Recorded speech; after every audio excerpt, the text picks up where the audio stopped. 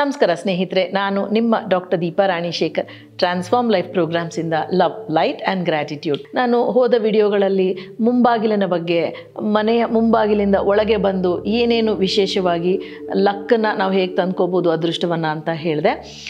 ಹಾಗೆಯೇ ಇವತ್ತು ಇನ್ನೊಂದು ವಿಶೇಷವಾದ ವಿಷಯನ ಹೇಳಲಿಕ್ಕೆ ಹೊರಟಿದ್ದೀನಿ.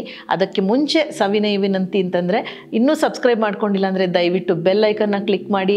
ಆ ಟಿಂಗ್ ಟಿಂಗ್ ಸೌಂಡ್ ಜೊತೆ ನಿಮಗೆ ಪ್ರತಿ ಸತಿ ವಿಡಿಯೋ ರಿಲೀಸ್ ಆದಾಗ ನೋಟಿಫಿಕೇಷನ್ ಬರುತ್ತೆ.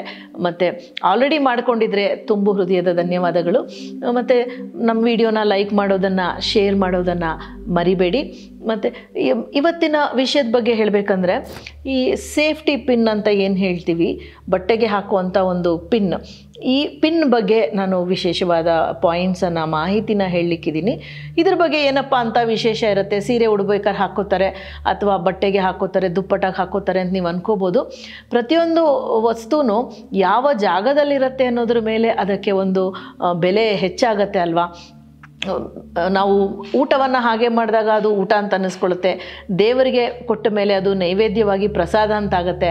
ಹಾಗೆ ಹೂ ಕೂಡ ಅಂಗಡಿಯಿಂದ ಕೊಂಡ್ಕೊಳ್ಳೋದಕ್ಕೆ ಅದರ ಬೆಲೆ ಬಿಟ್ಬಿಡಿ, ಆದರೆ ಅದರ ಮೌಲ್ಯ ಯಾವಾಗ ಜಾಸ್ತಿ ಆಗುತ್ತೆ ಅಂದರೆ, ದೇವರ ಒಂದು ಮುಡಿಯಿಂದ ನಮಗೆ ಪ್ರಸಾದವಾಗಿ ಬಂದಾಗ ಅದರ ಒಂದು ಬೆಲೆನೇ ಬೇರೆ ಅಲ್ವಾ. ಹಾಗೆ ನೋಡಿದಾಗ ಪರಿಸ್ಥಿತಿಗಳಲ್ಲಿ ಒಂದೇ ಫ್ಯಾಮಿಲಿಯ ವಿವಿಧವಾದ ವಿಷಯಗಳು ಅಂತಂದಾಗ ಬೆಲೆ ಬೇರೆ ಇರುತ್ತೆ. ಈಗ ಹಾಲು, ಮೊಸರು, ಬೆಣ್ಣೆ, ತುಪ್ಪ, ಇದೆಲ್ಲ ಹಾಲಿನಿಂದ ಬರುವ ಉತ್ಪನ್ನಗಳಾದರೂ ಅದರ ಒಂದು ಪ್ರಾಪರ್ಟೀಸ್, ಕ್ಯಾರೆಕ್ಟರ್ಸ್ ಬೇರೆ ಇದ್ದಾಗ ಅದರ ಬೆಲೆ ಬೇರೆ ಇರುತ್ತೆ, ಅದರ ಒಂದು ಬಳಕೆ ಬೇರೆ ಇರುತ್ತಲ್ವ.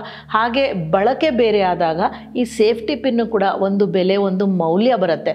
ತುಂಬ ಸಿಂಪಲ್. ಅಂದರೆ ಇನ್ನೊಂದು ವಿಶೇಷ ಗೊತ್ತಾ ಸ್ನೇಹಿತರೆ, ಇದರ ಡಿಸೈನ್, ಇದನ್ನು ಮ್ಯಾನುಫ್ಯಾಕ್ಚರ್ ಮಾಡಿದಾಗಲಿಂದ ಚೇಂಜೇ ಆಗಿಲ್ವಂತೆ. ಬೇರೆ ಎಲ್ಲವೂ ಸ್ವಲ್ಪ ಚೇಂಜ್ ಆಗುತ್ತೆ, ಮತ್ತೊಂದಾಗುತ್ತೆ, ಆದರೆ ಈ ಸೇಫ್ಟಿ ಪಿನ್ ವಿಷಯದಲ್ಲಿ ಮಾತ್ರ ಚೇಂಜೇ ಆಗಿಲ್ವಂತೆ.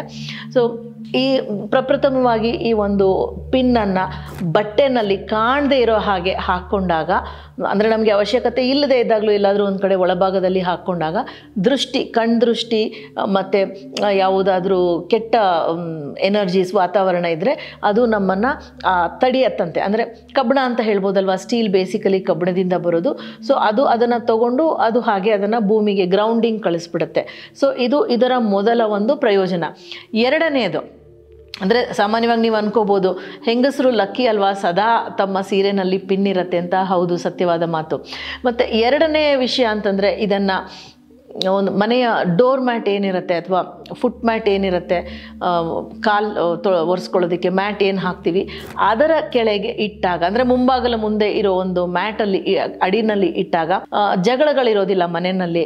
ಮತ್ತು ಬರೋರು ಕೆಟ್ಟ ದೃಷ್ಟಿಯಿಂದ ಇವ್ರ ಮನೆಯಲ್ಲೆಲ್ಲ ಒಳ್ಳೇದಾಗ್ತಿದೆ, ಆ ಕಣ್ಣು ದೃಷ್ಟಿ ಕೂಡ ಇರೋದಿಲ್ಲ, ಜಗಳಗಳು ಮುಖ್ಯವಾಗಿ ಇರೋದಿಲ್ಲ. ಒಂಥರ ಕೋಪವನ್ನು ಅದು ಅಲ್ಲೇ ತಡೆಯುತ್ತಂತೆ.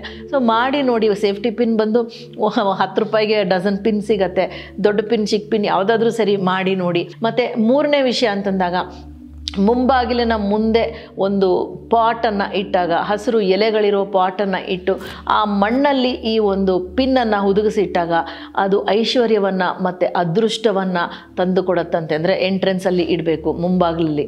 ಮತ್ತು ಮೂರನೇದಾಗಿ ಒಂದು ಪುಸ್ತಕದಲ್ಲಿ, ನೋಟ್ಬುಕ್ಕಲ್ಲಿ, ಡೈರಿನಲ್ಲಿ ಇಟ್ಟಾಗ ಗುಡ್ ನ್ಯೂಸ್, ಒಳ್ಳೆಯ ವಿಷಯವನ್ನು ಮತ್ತು ನಮಗೆ ಪೂರಕವಾಗಿ ಇಂಪಾರ್ಟೆಂಟ್ ಇನ್ಫಾರ್ಮೇಷನನ್ನು, ಮುಖ್ಯವಾದ ವಿಷಯವನ್ನು ನಮಗೆ ಸೂಚನೆಯಾಗಿ ಕೊಡುತ್ತೆ.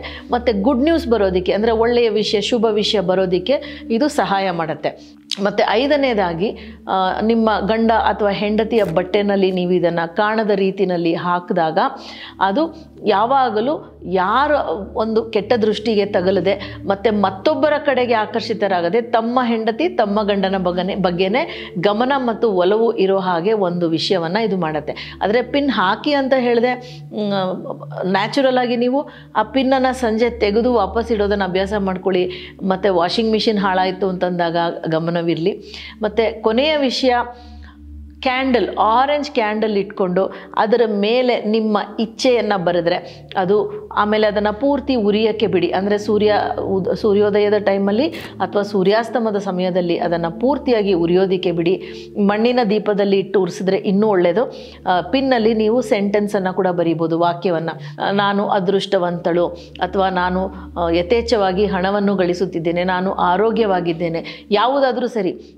ನಾನು ನನ್ನ ಪತಿ ತುಂಬ ಅನ್ಯೋನ್ಯವಾಗಿದ್ದೇವೆ, ನಾನು ವಿಪರೀತವಾದ ಹಣವನ್ನು ಆಕರ್ಷಿಸ್ತಾ ಇದ್ದೀನಿ, ಯಾವುದಾದ್ರೂ ಸರಿ ನಾನು ಗೌರವಾನ್ವಿತ ಒಂದು ಸ್ಥಾನದಲ್ಲಿ ಇದ್ದೇನೆ, ಯಾವುದಾದ್ರೂ ಬರಿಬೋದು. ಅದರ ಸ್ವಿಚ್ ನಂಬರ್ ಗೊತ್ತಿತ್ತು ಅಂದರೆ ಬರಿಬೋದು. ನೀವು ಬರೆದುಬಿಟ್ಟು ಅದನ್ನು ಊರಿಸ್ಬಿಟ್ಟು ಇಡಿ.